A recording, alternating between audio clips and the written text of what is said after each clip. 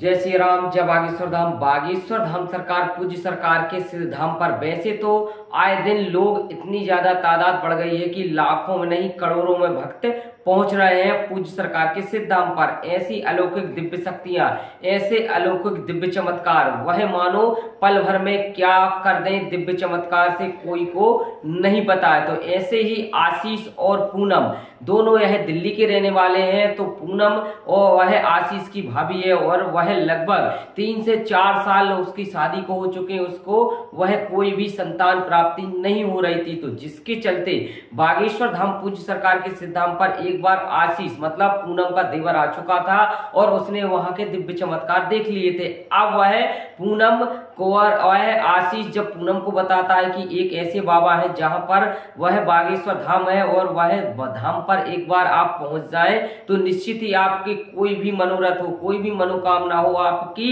एक बार आपने अर्जी लगा दी, अर्जी बांध दी तो मानो आपके सभी मनोरथ पूर्ण हो जाते हैं। तो ऐसा वह आशीष अपनी भाभी से कह रहा था। वह ऐसा ही जब कहने लगा और वह दिव्य चमत्कार के बारे में अपनी बखान करने लगा तो वह पूनम कहने लगी वह उससे कि ऐसे आवा बाबा तो मैंने खूब देखे हैं, क्योंकि वह केवल हमारा पैसा लूटते हैं और हमी को वह मानो फंसाते हैं और वह मानो हमी को उलझा के और हमारा ही पैसा लूट कर भाग जाते हैं। इस तरीके से वार्तालाप चल रहा था और जैसे ही जब वार्तालाप चल रहा था तो वह आशीष को थोड़ा सा वह गुस्सा आ रहा था, क्योंकि वह बागेश्वर धाम पूज्य सरकार से जुड़ चुका था और काफी उसने वहां के दिव्य चमत्कार देख लिए थे। वह दिव्य चमत्कार से परिपूर्ण हो चुका था और वहां के दिव्य अलौकिक शक्तियों से परिपूर्ण हो चुका था। जब वह पूनम इस तरीके से बोल रही थी तो वह मानो उसको अंदर से एक ऐसी आग लग रही थी कि वह मानो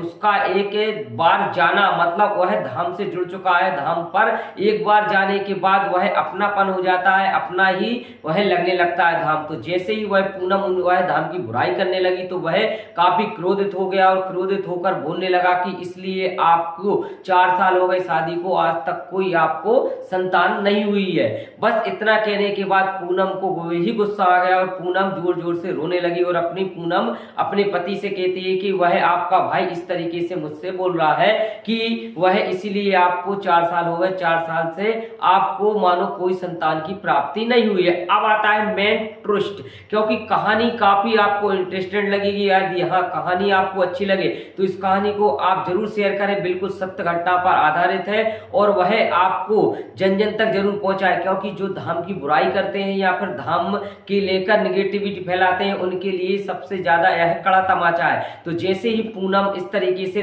दहाड़े मार मार के रोती है, उसका पति आ जाता है और पति आने के बाद पूछता है आखिरकार क्या हो गया, क्या तुम दोनों में कोई अनबन हो गई या फिर कोई वह मेरे भाई ने तुमसे बोल दिया। तो वह अकलगी ने धक बोलती है, वह अपने पति से, पूनम अपने पति से बोलती है कि मेरे लिए यह एक बाबा बता रहे थे और यह ऐसे दिव्य चमत्कारी बाबा है जहां पर अर्जी लगती है। अर्जी लगने के बाद वह मानो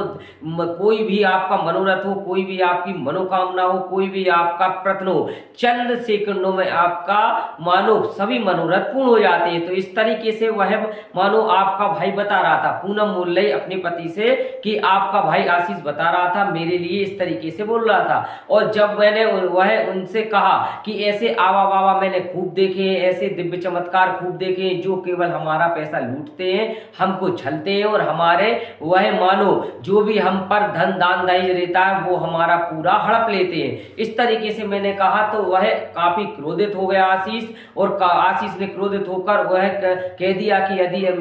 मेरी भाभी नहीं होती तो मैं तुम्हारे साथ क्या करता वो केवल भगवान वह बालाजी ही जानते हैं। बस यह पति से जब कहा तो पति ने भी यह आग लगाना धक और क्रोधित होकर आशीष पर बोल पड़ा कि तू बोल कैसा रहा है, क्या तेरे पर वह आबा बाबा के चक्कर में मेरी पत्नी को इस तरीके से क्यों बोल रहा है, क्यों डांट रहा है, तुझे किसने अधिकार दे दिया, किसने हक दे दिया कि मेरी पत्नी को वह इस तरीके से तू बोल रहा है एक बाबा के चक्कर में। वह फ्रॉड बाबा है, वह ढोंगी बाबा है, ऐसे आबा बाबा मैंने कुछ देखे। मतलब पति पत्नी के दोनों की भाषा एक ही चल रही थी, क्योंकि उनको पता नहीं था बागेश्वर बागेश्वर धाम पर कितने दिव्य चमत्कार होते हैं, कितनी मनोरथ पूर्ण हो रहे हैं। वह लाखों करोड़ों में भक्त आ रहे हैं और जिनके नित्य प्रतिदिन आने के साथ साथ उनकी जो भी मनोकामना होती है, केवल एक अर्जी, मात्र एक अर्जी बांधने से सभी मनोरथ पूर्ण हो जाते हैं। तो इस तरीके से पति पत्नी और देवर के बीच महासंग्राम चलने लगा। जब महासंग्राम अंतिम चरण में आ गया और जब वह नहीं सुलझता हुआ दिखा तो आशीष ने कहा कि आप दोनों, भाभी से और उसके भाई से कहा कि आप दोनों एक बार जरूर बागेश्वर धाम चले, एक बार जरूर आप दिव्य चमत्कार देखें। वहां के दिव्य चमत्कार देखने लायक है, क्योंकि वहां पर सभी के मनोरथ पूर्ण हो रहे हैं। मेरा भी एक ऐसा मनोरथ था जो पूर्ण हो गया, इसलिए मैं वहां की तारीफ कर रहा हूं, वहां की मैं ऐसे कड़कड़ का वह बखान कर रहा हूं, जहां पर पहुंचते ही साथ मेरे साथ कुछ ऐसा घटित हुआ, ऐसी वह मेरा मनोरथ पूर्ण हुआ जो आज तक कोई भी देवी देवता ने मेरा मनोरथ पूर्ण नहीं किया है। और जैसे ही जब मेरा मनोरथ पूर्ण हुआ तो मैंने भाभी से कहा कि आपको भी एक बार जरूर बागेश्वर धाम जाना चाहिए। बागेश्वर धाम जानकर पहुंचकर वहां की जो दिव्य शक्तियां हैं, दिव्य चमत्कार है, दिव्य अलौकिक दिव्य शक्तियां हैं, उनका जरूर आपको महसूस होगा और जरूर आपकी जो 4 साल से आपको कोई संतान की प्राप्ति नहीं हो रही, वह संतान की प्राप्ति होगी। और साथ ही साथ ऐसे आपको दिव्य चमत्कार अनुभूत होंगे कि आप भी वहां की कभी बुराई नहीं सुन पाएंगी। तो ऐसे ही जब वार्तालाप होती रही और नतीजा ये निकला कि आखिरी में भाई और भाभी दोनों तैयार हो गए बागेश्वर धाम पूज्य सरकार के सिद्ध धाम के लिए जाने के लिए, और वह निकलते हैं। तो रात्रि लगभग 9 बजे की उनकी ट्रेन थी और 9 बजे में लगभग अभी 6 घंटा बाकी थे। 3 बजे का किस्सा था यह। 3 बजे से दोनों का संग्राम चलता रहा, भाभी भैया और देवर का, तीनों का वह संग्राम चलता रहा। आखिरकार नतीजा एंड में निकला कि वह ट्रेन की ऑनलाइन टिकट कट गई। टिकट कटने के बाद वह रिजर्वेशन भी हो गया और रिजर्वेशन 9 बजे, रात्रि 9 बजे का था। तो जैसे ही जल्दी में वह घर से निकलने की तैयारी करने के लिए वह अपना सामान सटा रखने लगे और साथ ही साथ कुछ खाने पीने का सामान रखने लगे। तो वह 8 बजते और 8 बजने के बाद तुरंत टेम्पू, वह फोन लगाकर आशीष टेम्पू बुलाता है और वह टेम्पू में बैठकर रेलवे स्टेशन पहुंच जाते हैं। अब पहुंचने के बाद बागेश्वर धाम पूज्य सरकार के सिद्ध धाम के लिए, वैसे तो आशीष काफी वहां के दिव्य चमत्कार पहले ही देख चुका है, तो वह आशीष को तो काफी हर्ष और उल्लास हो रहा है कि मैं बागेश्वर धाम अब तीसरी बार जा रहा हूं, क्योंकि बागेश्वर धाम पूज्य सरकार के सिद्ध धाम पर जाना मतलब सबसे बड़ा खुशी का विषय है। क्योंकि ऐसे भाग्यशाली ही व्यक्ति होते हैं जो बागेश्वर धाम वह बार बार जाते हैं या फिर उनको बागेश्वर वाला ही सरकार बुला लेते हैं। अब वह आशीष और उसके भैया भाभी तीनों वह रिजर्वेशन करवा के अपनी गाड़ी का इंतजार करते हैं। जैसे ही वह गाड़ी आती है, ट्रेन आती है, वह सवार होकर अपनी अपनी सीट पर बैठ जाते हैं। अब आशीष तो बड़े मस्ती में वह मस्त होकर सो जाता है और वह भैया भाभी रात भर एक ही उनके मन में चलता रहता है कि आखिर कोई कपोल कल्पना तो नहीं है, आखिर कोई ऐसा षड्यंत्र तो नहीं है जो बाबा जी पहले से ही रचते हैं और पहले से ही अपने लोगों को खड़ा कर देते हैं, अपने लोगों को ही वह पहले ही टारगेट बना लेते हैं। इसके बाद दिव्य दरबार में अर्जी लगा देते हैं और अर्जी उसकी वह पहले से ही उनके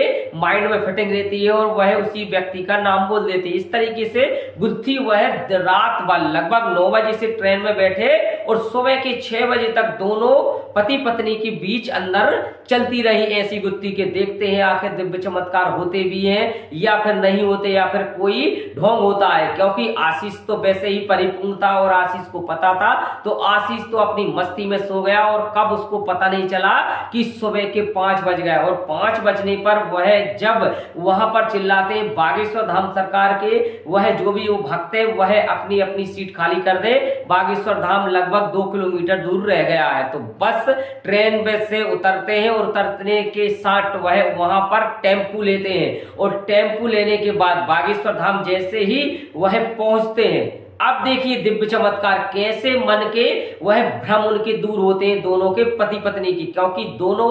के लगभग भ्रम पहले से ही स्थगित थे, क्योंकि कुछ ऐसे ढोंगी बाबा उनको मिल गए होंगे जो उनको ढोंग रचने के साथ साथ उनके लिए मानो ठगते हैं और छलते हैं और वह उनको लूट कर चले जाते हैं। इस तरीके से जब वह दोनों पति पत्नी और देवर मानो आशीष पहुंचते हैं धाम पर, मानो सीमांकन के एक पैर अंदर रखते हैं और वैसे ही पति पत्नी का व्यवहार में बिल्कुल चेंजेबल हो जाता है और वह मानो कोई ऐसे व्यवहार में चेंजेबल होगा जैसे कि किसी व्यक्ति को पानी में डुबाकर उसको बाहर निकाल ले हो। इस तरीके से वह उसके व्यवहार में चेंजेस हो गया दोनों पति पत्नी का। अब बागेश्वर धाम सरकार पूज्य सरकार के धाम पर स्नान ध्यान करते हैं और इसके बाद बागेश्वर बालाजी सरकार के परिक्रमा लगाते हैं, क्योंकि जो भी भक्त जाए लगभग चाहे 1 लगाए, चाहे 5 लगाए और चाहे 11 लगाए, अपनी इच्छा के अनुसार वह परिक्रमा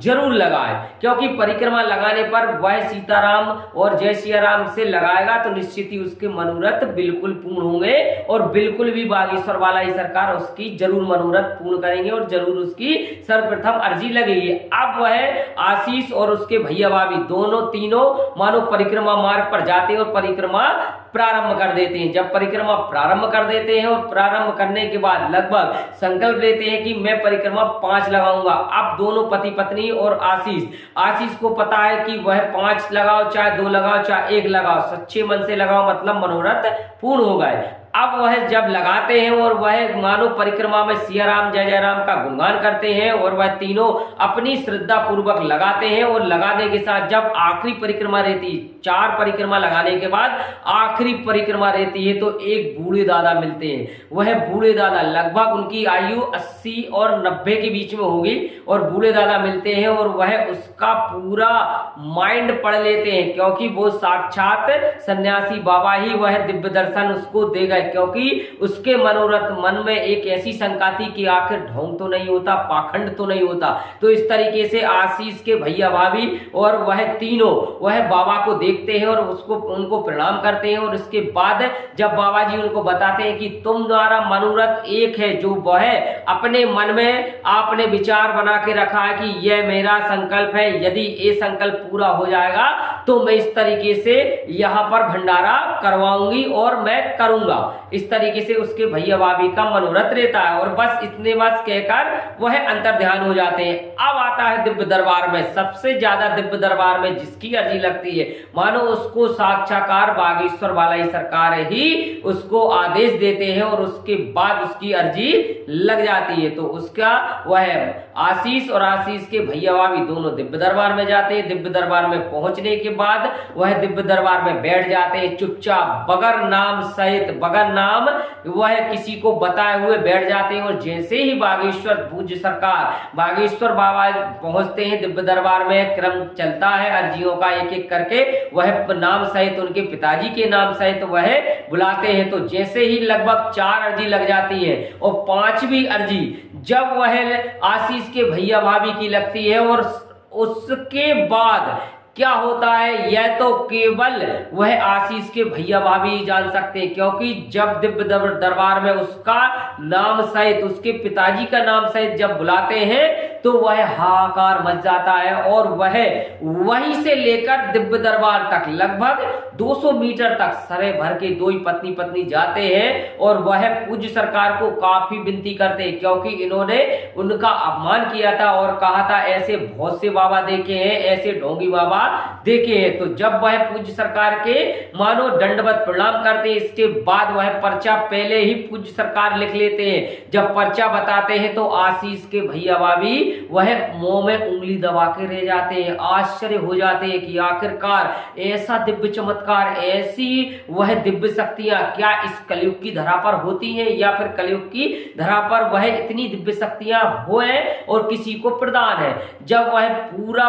उनका बायोडाटा लिख दिया जाता है, जब लिखकर वह पढ़ दिया जाता है तो वह दंडवत प्रणाम करके दोनों पति पत्नी कान पकड़कर पूज्य सरकार को काफी विनती करते हैं और इसके बाद पूज्य सरकार कहते हैं तुम वह एक मनोरथ लेकर आए थे, वो है वह संतान प्राप्ति के लिए। तो तुम्हारी संतान प्राप्ति 2026 के एंड तक में तुम्हें पुत्र रत्न की प्राप्ति होगी। तो बस पूज्य सरकार का वह सभी जो मनोरथ थे उनके थे,